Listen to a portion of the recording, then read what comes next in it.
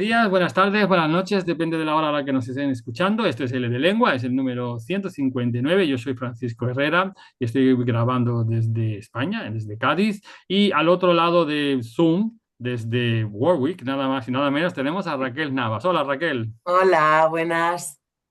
Raquel es Assistant Professor en el Departamento de Spanish Studies de la Universidad de Warwick, en el Reino Unido, donde da clase de L y de Sociolingüística. Ella se licenció en Filología Hispánica, es examinadora de L de todos los niveles y ha trabajado como profesora de L en España, en Francia y en el Reino Unido. En 2020 obtuvo el máster en Lingüística aplicada a la enseñanza de L en la Universidad de Brigham y con esta tesina ganó el premio Memoria de Máster a SEL, precisamente con el tema que vamos a tratar hoy, ¿no? Su investigación se centra en el proceso de enseñanza-aprendizaje de español que ocurre fuera del aula y más en concreto en este tema, que es el del uso del paisaje lingüístico como herramienta para fomentar esta conexión. Ya te he presentado, Raquel, ya estás en Gracias. directo. Bienvenida a L de Lengua. Muchas Y bueno, gracias. no sé si quieres añadir algo a tu biodata. No, no, está perfecta. Muchísimas gracias. Muy bien, muy bien. Vamos a empezar lógicamente con una pregunta así para contextualizar el tema. Por favor, ¿nos puedes explicar qué es, a qué se le llama paisaje lingüístico y por qué es importante en el estudio de segundas lenguas, en el estudio de español, en nuestro caso, especialmente en aquellos contextos que no son de inmersión? Mm. Bueno, pues básicamente el paisaje lingüístico se refiere a todo aquello que vemos escrito, ¿no? En Mm, diferentes lenguas. Nosotros nos vamos a centrar en español, pero es en cualquier lengua. Y todo eso que vemos escrito en los espacios públicos, ¿no? Pues desde carteles, anuncios, rótulos de tiendas, señales de tráfico, ¿no? Hasta, pues quizá mensajes en pantallas digitales, graffiti, etcétera. Entonces, el término fue introducido por dos educadores canadienses, Landry y Boris, en ujú. 1997 y lo definieron como la visibilidad de lenguas en espacios públicos y comerciales. Y bueno, con el tiempo, digamos que se ha ido ampliando un poquito la definición también para, bueno, pues para incluir medios digitales, ¿no? Los nuevos soportes que han ido saliendo y que Claro. ahora forman parte, pues, de nuestro entorno cotidiano. Entonces, en la literatura sobre paisaje lingüístico, bueno, pues se dice que esta disciplina se sitúa un poco entre la intersección de otras varias, ¿no? Pues como la sociolingüística, la geografía, la Ujú, antropología, ¿no? Entonces es como que se convierte en una herramienta pues bastante versátil. Y en cuanto al estudio de lenguas extranjeras, bueno, yo pienso que el paisaje lingüístico es, pues, es crucial porque en realidad, mm, si lo piensas bien, pues lo que haces es proporcionar a los estudiantes un input auténtico, ¿no? Es decir, ujú. un acceso directo y natural pues, al uso real del idioma que además está fuera del aula, ¿no? Y claro, eso es súper importante, especialmente en contextos de no inmersión. Entonces, como tú decías antes, pues en mi caso yo trabajo en el Reino Unido, que es un contexto de no inmersión. Entonces, para mí es muy importante que mis estudiantes vean el idioma no solo como una materia académica, sino como algo vivo que se utiliza de verdad, ¿no? Para comunicar en situaciones reales. Que vean que no les estoy enseñando el subjuntivo para ponerlos a prueba, sino que es que realmente existe y se usa. Mm, Entonces, bueno, pues en un caso de no inmersión, pues el paisaje lingüístico ofrece a los estudiantes la oportunidad de interactuar con la lengua pues fuera de la clase, observando cómo se usa en su entorno cercano. Y ujú. bueno, también hay otra cosa importante también es que yo creo que contribuye a la conciencia sociolingüística de los estudiantes porque pueden ver cómo el inglés, en el caso de mis estudiantes, pues convive con el español y coexiste con otras lenguas también, que va variando en diferentes contextos, que eso refleja identidades sociales y culturales en su comunidad local, ¿no? Y como, bueno, como te decía, pues en nuestro caso, pues claro, es muy importante porque tiene ese contacto directo que no tienen ellos con hablantes nativos. ¿Mm? Ujú. Sí, bueno, es muy interesante porque claramente da contexto allí donde es difícil que lo dé porque la presencia de la lengua materna es muchísimo mayor. Exacto, En tu exacto. investigación mencionas la falta de conexión que a veces existe entre el español que se enseña dentro del aula y, por supuesto, el que se encuentra fuera, ¿no? ¿Cómo puede el paisaje lingüístico ayudar en ese sentido a cerrar la brecha, ¿no? Bueno, pues está muy relacionado con lo que te acaba de comentar, ¿no? Que en contextos donde el aprendizaje del español es una lengua extranjera y como en Reino Unido y no tienen tanto input, los estudiantes suelen percibir el idioma como algo fragmentado, ¿no? Mm, Entonces tienden a ver la gramática y el vocabulario pues como bloques de información que deben memorizar para aprender exámenes, entonces muchas veces no logran hacer esas conexiones entre lo que aprenden en clase y el uso del idioma en la vida cotidiana. Y claro, yo lo que estaba viendo es que esta desconexión pues generaba un poquito de frustración, un poquito esa visión estática del idioma.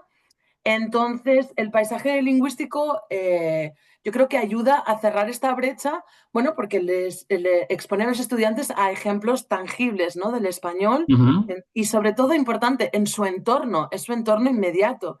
Entonces, nuestros estudiantes pues veían, por ejemplo, que iban al restaurante y que podían ver en el menú pues cómo se usaban nombres de platos o de ingredientes en español, o tiendas que promocionan productos con palabras o frases en español, o incluso señales informativas que tenían algo de español.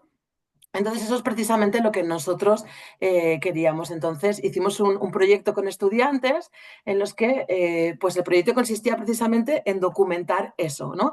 Ejemplos de cualquier cosa escrita en español en la comunidad en la que vivían nuestros estudiantes. Entonces, les pedimos que tomaran fotografías de cualquier cosa que vieran y lo que hacíamos era analizarlas en clase, ¿no? Entonces, pues ahí veíamos como de manera práctica cómo veíamos cómo el español interactuaba, en nuestro caso, con el inglés o con otras lenguas. También nos ayudó para romper esa brecha, nos ayudó también el uso de redes sociales, que en el fondo es algo que es algo que ya forma parte de la vida del estudiante, ¿no? Entonces utilizamos Twitter como la plataforma para publicar esas observaciones que ellos hacían para conectar ese aprendizaje.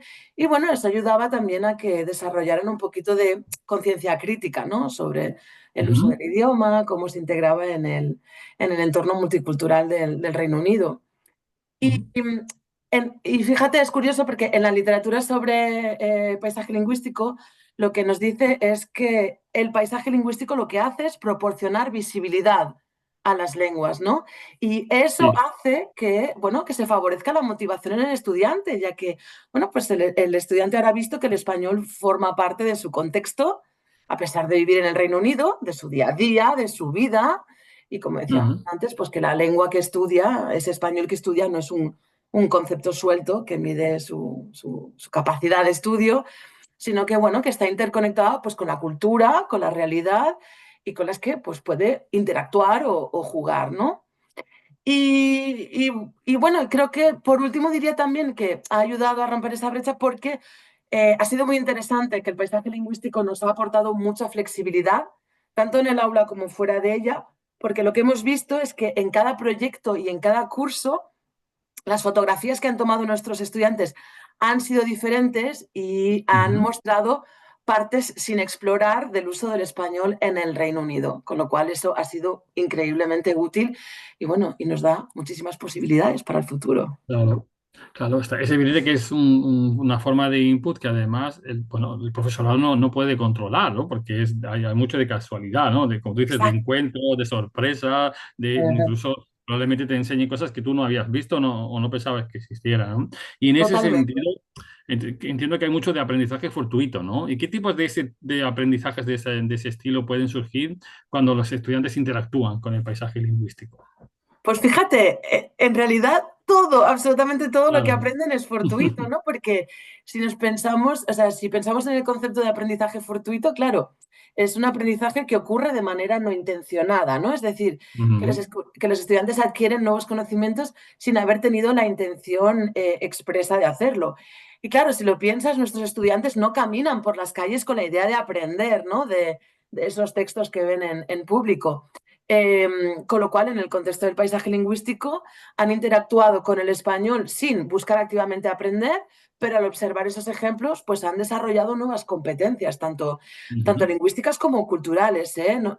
Nos referimos tanto a gramática como a léxico, como a sociolingüística, identidades, etcétera, ¿vale? Ujú, Y bueno, y también, claro, proporciona aprendizaje incidental porque es que está en cualquier rincón de su comunidad, ¿no?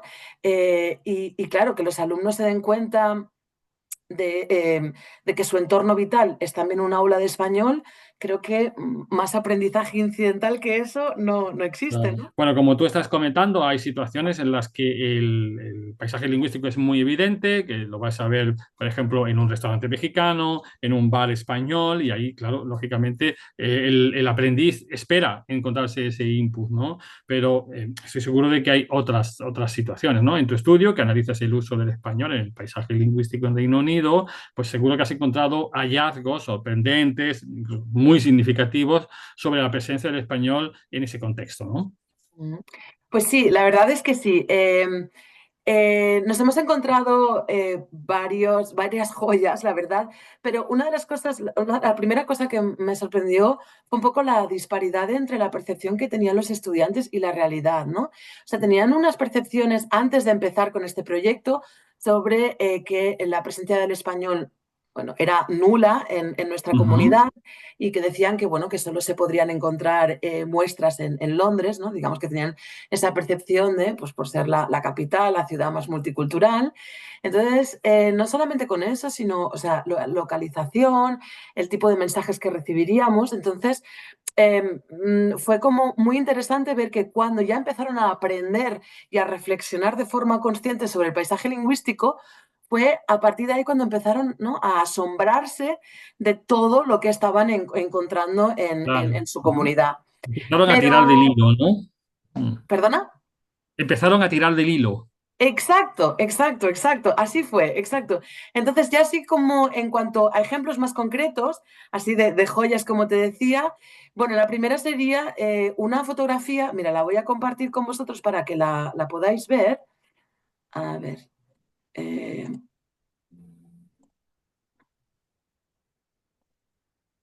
sería esta fotografía de aquí. A ver, ¿la podéis Ujú. ver? Sí. Si lo puedes ampliar un poquito más, quizá. A ver si la puedo hacer más grande. Así es lo máximo, ¿no? Vale, vale. Sí. Ujú. Bueno, pues en esta fotografía, espera, perdona, ¿se ve, se sigue viendo eso? Sí, sí, sí, sí, sí, sí, Ah, se puede vale, ver, vale, sí. vale, es que se había cambiado. Vale, bueno, pues en esta primera fotografía que colgó una de nuestras estudiantes, te estoy hablando de, esto fue el primer proyecto de todos hace ya 8 años, ¿no? Ujú. Entonces, en esta fotografía, como veis que aparece la palabra tapas, es el menú de un restaurante asiático, ¿no? Que está cerca del campus. Y claro, ahí lo que vemos es que, en teoría, la intención de los autores es describir el término dim sum, ¿no? Que en realidad son como una multitud de pequeños platos. Quieren describirlo para aquellas personas que desconocen su significado. Entonces, esto nos llevó en el aula a descubrir, bueno, pues que tapas estaba empezando a usarse como un préstamo lingüístico del español hacia el inglés con el significado de pequeñas porciones de comida de cualquier tipo. Sí, sí. Entonces, lo que hicimos, bueno, pues para corroborar esta teoría, lo que hicimos fue pedir a los estudiantes pues, que estuvieran atentos al uso de tapas en su paisaje lingüístico y descubrimos muchos más ejemplos. Teníamos, recuerdo, ejemplos de comida india en el que se utilizaba la palabra tapas, comida británica, etcétera. Entonces, eso nos pareció un ejemplo muy interesante. Claro. Eh, Para los que nos escuchan y no están viendo el vídeo, debo explicar que en la fotografía aparece, como ha dicho Raquel, un menú de un restaurante asiático que pone lobster, lobster spicy noodle, y en la sección de dim sum, entre paréntesis, ahí pone tapas, ¿no? Ujú. Sí, sí, muchas gracias, exacto. Y luego, otro ejemplo teníamos aquí, bueno, pues se puede ver, esto es un dulce de leche, el producto de Ujú. dulce de leche en el supermercado, y se ve también un poquito la reflexión que hizo nuestra estudiante al subir la fotografía a Twitter. Entonces, lo que hizo esta fotografía fue que llevamos al aula la discusión sobre estereotipos y representaciones de las culturas hispanas. Entonces, como veis, ahí lo que dice el supermercado lo describe el dulce de leche como lo mejor de España. Claro que Sí. evidentemente todos conocemos que, bueno, el dulce de leche mundialmente conocido como argentino. Y esto Sí. fue muy interesante también, ¿sabes por qué? Porque esto condujo a que pudiéramos interactuar con el paisaje lingüístico, ya que nuestra estudiante lo que hizo fue escribir al supermercado para explicarles, ¿no?, la información sobre el origen del producto y para que el supermercado rectificara el error. Entonces, ya te digo, esto nos llevó a ese nuevo estadio de interacción con él.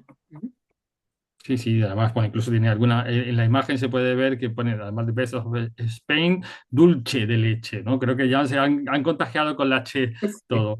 Sí, sí. Es muy Eh, interesante también. sí. Además de esto, luego lo veremos, ¿no?, en otros ejemplos, pero esto también nos lleva, pues, por ejemplo, una de las posibilidades es la corrección de errores o de erratas, ¿no?, que lo hay Ujú. mucho en el paisaje lingüístico. Vale, y la siguiente que, bueno, que quería mostrar, aquí se ve, pues es un cartel, la fotografía no es muy buena porque la hizo un estudiante y ya desapareció ese cartel, no he podido ir yo a echarle una fotografía donde se vea mejor, pero bueno, es un cartel informativo que está en la estación central de la ciudad de Birmingham, que está muy cercana al campus, y bueno, se ve un mensaje que recuerda a los viajeros que no olviden ningún objeto en el tren. Para las personas que no lo pueden ver, pues tiene el mensaje en inglés y luego la traducción exacta en español, que es: ¿has olvidado algo? Relojes, anillos, dinero, boletas, equipaje, etcétera. Ujú. Entonces, bueno, como vemos, el mensaje lo que contiene es una traducción duplicada, es decir, que la información que se proporciona en inglés y en español es exactamente la misma. Y bueno, esta fotografía en principio no parecía aportar una información muy relevante. Bueno, pues el debate que surgió en el aula fue interesantísimo. Bueno, Ajá. primero, lo que te decía antes, pues los estudiantes actuaron como correctores, ¿no? Observaron que el mensaje contenía algunas erratas, pues como el símbolo de interrogación inicial o el uso de boletas en femenino.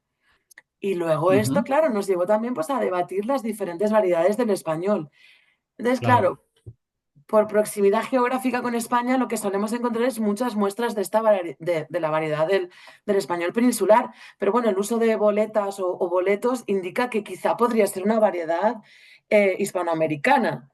Pero Ujú. claro, también, pues los estudiantes empezaron a fijarse, pues, que hay un uso del tú, ¿no? Has olvidado algo, y también que el término dinero, pues, podría indicar que eso se trataba de una variedad peninsular. Entonces hubo una discusión interesantísima sobre qué variedad podría ser. Y esto nos llevó a un tercer estadio. De esto los estudiantes no se dieron cuenta, sino que les tuve yo que pedir que se fijaran. No sé si se ve muy bien en la fotografía, pero si te fijas hay unas marcas de color verde. Aparecen tachadas tanto la S final de has olvidado como la A de Ajá. boletas en rotulador. Sí, sí. Y eso es súper interesante porque, claro, eso nos lleva a asumir, pues, que algún hablante nativo del español, pues, no estaba conforme ni con el uso de tú, porque pensaba: no, no, perdona, aquí tenemos que utilizar usted, ni con el uso de boletas en femenino, porque está tachado y está corregido. Y Ujú. esto es un ejemplo muy claro de inconformidad lingüística. Lo que se llama vandalismo, en el paisaje lingüístico se le conoce como vandalismo en las señales, Ujú. demuestran que los habitantes no están conformes con el uso de la lengua. Y esto es súper interesante porque a veces ha llevado a cambios lingüísticos en la región. Entonces, por ejemplo, gracias a esta fotografía pudimos trabajar en el aula los conceptos de políticas lingüísticas, ¿no? Estuvimos hablando de Ujú. los casos de Bélgica, donde el vandalismo del paisaje lingüístico, pues, ayudó a la creación de zonas lingüísticas diferenciadas como están ahora, porque se veía esta inconformidad en el hablante. O, por Ujú. ejemplo, hablamos también del caso de Cataluña, ¿no?, cuya cartelería, pues, está en constante batalla entre un uso bilingüe de español y catalán, o monolingüe español o monolingüe catalán, ¿no? Entonces, Ujú. bueno, ya te digo, esta fotografía fue interesantísima. Y, y así como otra sería, bueno, así rápidamente, pues había también reflexiones léxico-gramaticales que se produjeron también en el aula.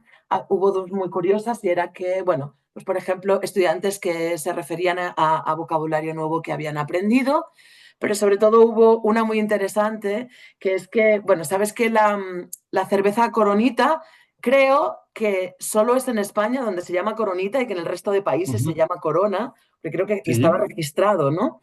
eso es, sí.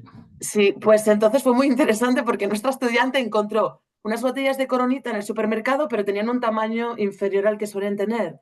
Y entonces ella hablaba como del sufijo ita como marca de objeto pequeño, ¿no? De que como eran Claro, más pequeñas de lo normal. Entonces era sí, una sí. reflexión gramatical muy, muy interesante. Bueno, y muy lógica además, ¿no? Si ella había visto siempre corona y de pronto veía una botella pequeña que pone coronitas, pues para ella tenía todo el sentido, ¿no? Exacto, exacto, exacto.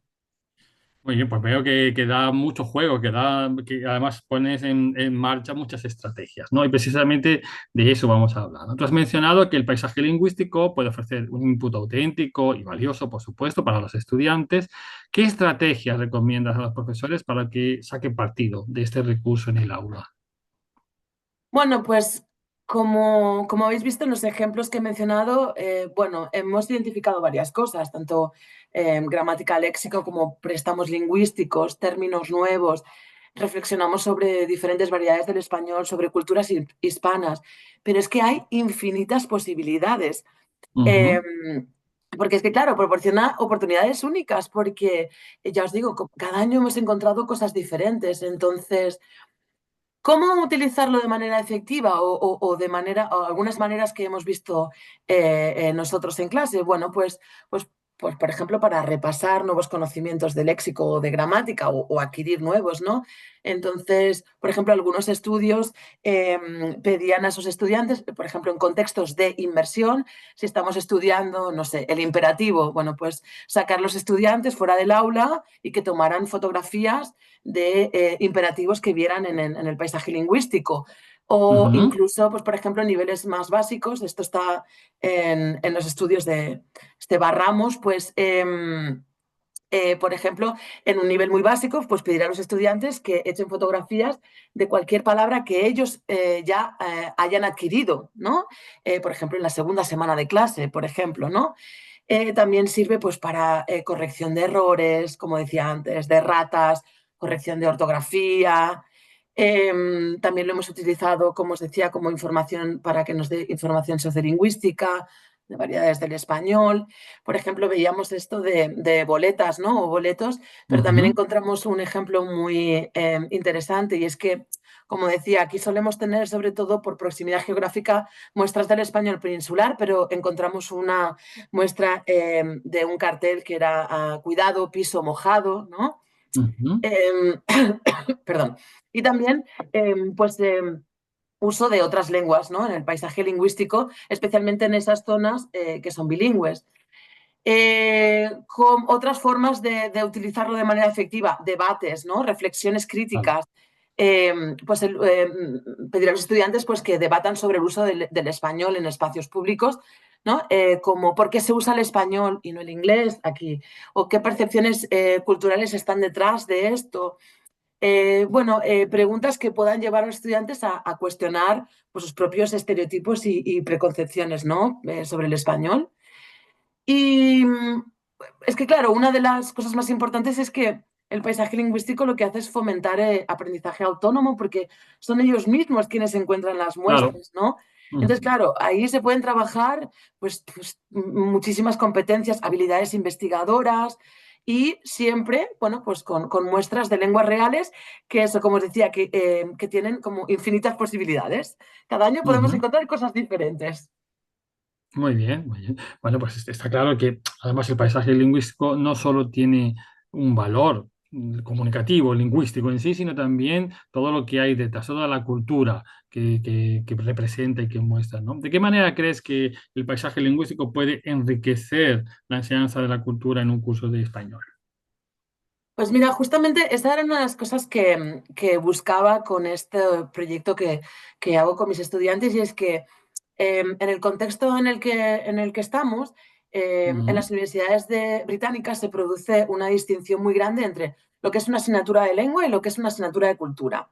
La asignatura de lengua se utiliza, bueno, se estudia la lengua a través de la traducción, de la gramática, comprensión oral y auditiva, etcétera, ¿no? ujú, Y lectora y escrita, pero en las asignaturas de cultura es donde se estudia cualquier ítem de cultura, ya sea historia, literatura, cine, etcétera, cualquier cosa, cualquier ítem de cultura del mundo hispano. Entonces, en estas asignaturas se imparten en inglés y es que también se evalúan en inglés. Entonces, ahí el español no se advierte ni en el proceso de investigación, porque los estudiantes normalmente tienen que escribir ensayos. Los ensayos, la bibliografía suele ser en inglés, ¿no? Porque también hay estudiantes principiantes de español. Entonces, ya te digo, no hay español ni en el proceso de investigación ni en el proceso de redacción. Entonces, claro, hay una división enorme en estos dos tipos de asignatura y es una división que es visible y que está aceptada tanto por el profesorado como por el alumnado. Entonces, claro, eso provoca que no se conecten los contenidos de los dos tipos de asignaturas, ¿no? Claro. Que permanezcan Ujú, en comportamientos estancos. Entonces ahí surgió la pregunta. Yo quería crear puentes, ¿no? Entre estos dos tipos de ujú, asignaturas y solventar pues esa falta de conexión, ¿no? Entonces, cómo ujú, pues, conseguir reflejar el mundo real, ¿no? Entonces, pues bueno, pues lo que hemos visto en términos de cultura, pues hemos visto identidades culturales, ¿no? Hemos visto el ejemplo del dulce de leche, también hemos tratado otros ejemplos eh, de identidades de marca. Había un ejemplo muy curioso también de la tienda Mango, en la que veíamos cómo la tienda Mango se identificaba con la ciudad de Barcelona y no con España. Hemos visto, bueno, pues relaciones, como hemos visto cómo se reflejan relaciones de poder, cómo estas se integraban en la vida cotidiana. Hemos visto información sociolingüística, que ya he dado varios ejemplos, eh, y vimos que los estudiantes sí conectaban con esa información. Les pasamos unos cuestionarios, les pasé unos cuestionarios al final del proyecto y el 100% de los estudiantes contestó que habían sido incapaces de identificar términos de sociolingüística y también el 100% de estudiantes nos dijo que habían sido capaces de identificar componentes culturales y que habían aprendido sobre el mundo hispano. ujú. No solamente, como decíamos, lo gramático léxico. Entonces creo que en ese sentido creo que conseguimos lo que queríamos, ¿no? Que era esa mezcla de lengua y de cultura y además, sobre todo, de lengua real, que está no solo Ujú. en la calle, sino en la calle donde viven los estudiantes, donde viven y se mueven. Muy bien, perfecto. Pues si te parece, para cerrar la charla, lo que te voy a pedir es que nos dejes pues, algunas ideas para saber más sobre paisaje lingüístico para que nuestros oyentes puedan investigar por su cuenta y aplicar a la enseñanza del español. Sí, bueno, os vamos a dejar, ¿verdad? Unos enlaces Claro. pero básicamente en cuanto al uso del paisaje lingüístico en español, yo recomendaría mirar los proyectos de Lourdes Hernández que se hizo en la London School of Economics, que Ujú, de ahí y del proyecto de Reyes Llopis y sus compañeros en la Universidad de Columbia es donde sacamos la inspiración. Pero también Esteba Ramos, que ella además ha estado trabajando con el uso del español en contextos de inmersión, con lo cual es bastante diferente a lo que hemos trabajado nosotras y es igualmente muy interesante. Y ujú. en realidad, pues... Eh, el uso del español, los proyectos de español en el paisaje lingüístico todavía son poquitos. Todavía es una Ujú. disciplina que está empezando ya a surgir con mucha más fuerza. Así que también os pondré algunos del inglés, pero espero que para la siguiente Claro. vez que hablemos haya muchos más. Sí, está claro que es evidentemente un campo del que todavía hay mucho que desarrollar, es bastante novedoso y creo que puede aportar todavía muchísimo a la didáctica de la enseñanza de segundas lenguas y del español en concreto, Por ¿no? supuesto. Bueno, pues muchísimas gracias, Raquel, por tu A tiempo y ti. por todo, compartir con nosotros tu conocimiento. Ha sido un placer y bueno, como has dicho tú, Igualmente. vamos a dejar en los enlaces del podcast, vamos a dejar todas las recomendaciones y bueno, pues, nada, solamente me queda desearte que tengas muy buena tarde y hasta la próxima. Muchas gracias igualmente y que pases un buen día. Chao. Chao.